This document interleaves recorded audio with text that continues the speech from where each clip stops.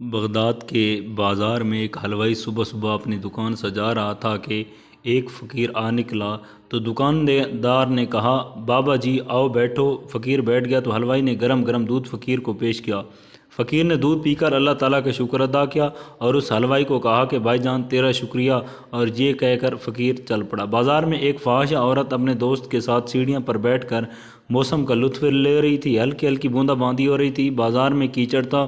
فقیر اپنی موج میں تھا، موج سے بازار سے گزر رہا تھا کہ فقیر نے چلن سے ایک چینٹا اڑا اور فحاشہ عورت کے لباس پر گر گیا۔ جب یہ منظر فحاشہ عورت کے دوست نے دیکھا تو اسے بےحد غصہ آیا۔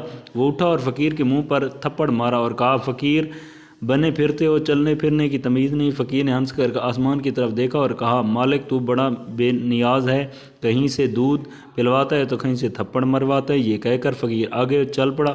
فحاشہ عورت چھت پر چل رہی تھی، اس نے اس کا پاؤں پھسلا اور زمین پر سر کے بل گر جاتی ہے۔ اس کو ایسی شدید چوٹ لگتی ہے کہ موقع پر ہی فوت ہو جاتی ہے۔ شور مچ گیا کہ فقیر نے آسمان کی طرف منہ کر کے بد دعا دی، جس کی وجہ سے قیمتی جان چلی گئی۔ فقیر ابھی بازار کے دوسرے کونے تک نہیں پہنچا تھا کہ لوگوں نے فقیر کو پکڑا اور کہا کہ بڑے فقیر بنے پھرتے ہو، حوصلہ بھی نہیں رکھتے ہو۔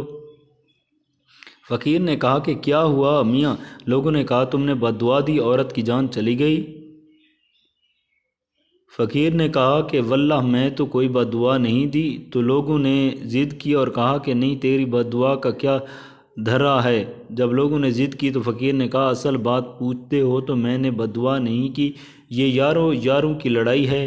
فقیروں نے کہا وہ کیا؟ فقیر نے کہا جب میں گزر رہا تھا اور میرے پاؤں سے چینٹا اڑا اور اس عورت کے لباس پر پڑا تو اس کے یار کو غصہ آیا، اس نے مجھے مارا، تو پھر میرے یار کو غصہ بھی آ گیا۔